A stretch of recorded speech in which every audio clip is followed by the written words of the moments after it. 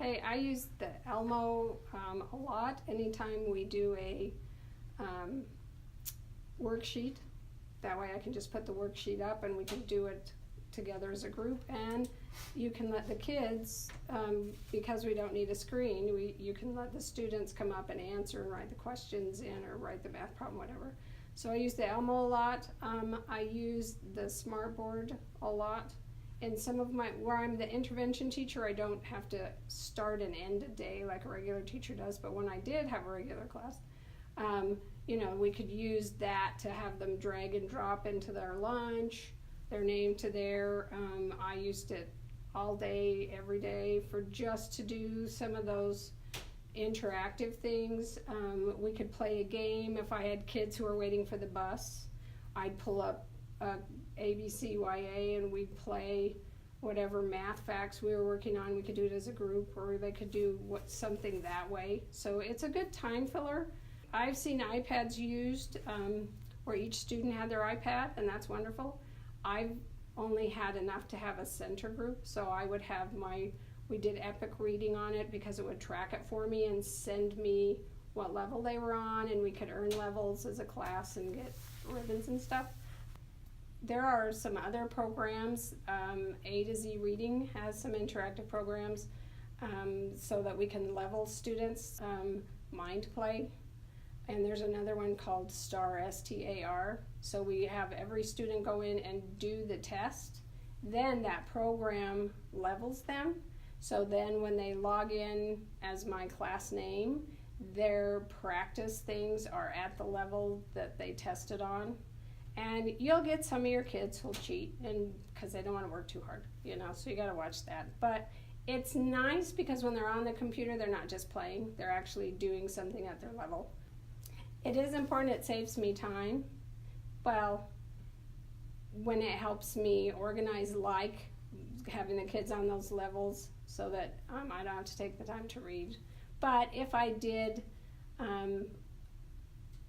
like if we all went to the computer lab and we actually had an assignment for them to do research, then it takes as much time, maybe a little more, because I have to go make sure that those websites will all pull up at the school lab and that the kids can get on them and they're where they're supposed to be. When a student has trouble with the computer, we can work them through those difficulties for logging in. Usually kids will remember. You have to be careful though, because I had the kids for one of my computer programs that they had their login name and password was a shape.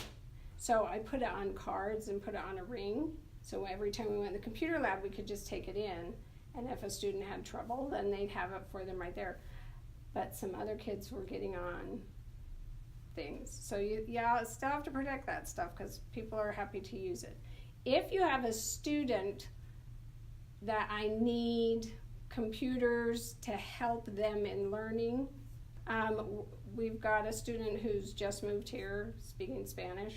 She doesn't speak much English, so we're gonna let the computer help her to be able to have it in Spanish, but also be bringing in the English. So hopefully we'll be able to, get her at grade level, because she's very bright, and I feel bad if she's gonna miss this whole year of just trying to learn English, and she's gonna miss all that instruction time. So hopefully the computer can win us over. I've also had students who use Dragon Speak because for handicap they couldn't type fast enough or well enough, but they could speak it better. So that was really helpful.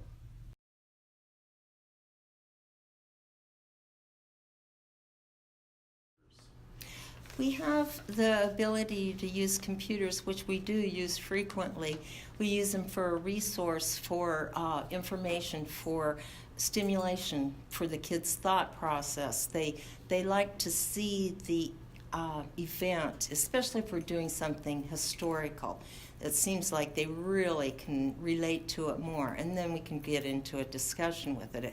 It's a good teaching aid. Overhead projectors are used also. And it depends on the project. I think probably most commonly is the computer itself. It's very easy to stream. We use a lot of, especially in the SPED, special needs, we use a lot of IXL and Prodigy. I've kind of, the last time that I worked with the computers with the kids, I tried to get into PBS Kids, and that seemed to be very well accepted by the children also. I think that the Prodigy is probably one of their favorites, that shows a lot of rewards for them. It gives them extra excellent, it lets them know good job. I think it's very complimentary to the kids, and they enjoy that. I think that it's also a good experience for the children to see that you are using the technology, and if you don't use it, then they won't.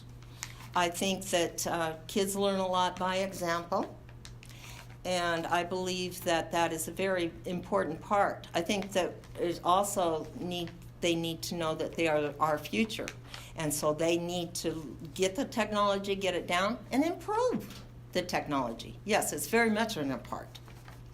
Efficiency. I really feel like there again, it's an on-hands process. Get there with the kids if they're having a hard time checking in, getting on a computer, logging in, or knowing how to rotate a program. I just think that it's very important that we're there for them. I think that they need the confidence of knowing that someone's got their back. I think they need that. I think that we also need to let them know that, hey, we're human too. And, geez, sometimes we can slip up and need help. And I think it's a good process, a learning process for not just the student, but for us.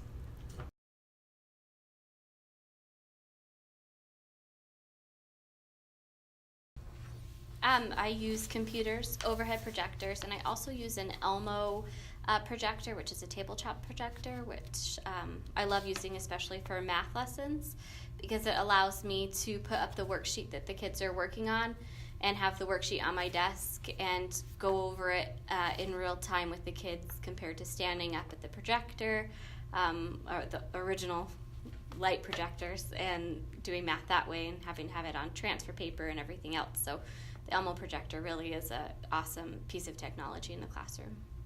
I have used sort of limited programming. I use ABC YA.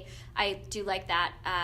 I noticed the older grades especially use a lot of the Prodigy, and from what I've seen, that's been very helpful to them. I really like ABC app because it has different grade levels that the children can access.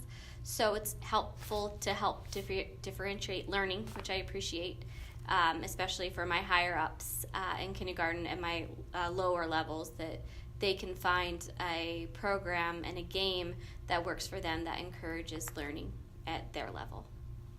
I think that it is important to use technology in your classroom with the caveat that not everyone, especially in lower income districts like ours, has access to especially current technology such as a computer and printer in their home. But I think that we live in such a technological world at this point that it would only be a benefit to these children to learn technology at school and how to use it to make their lives easier.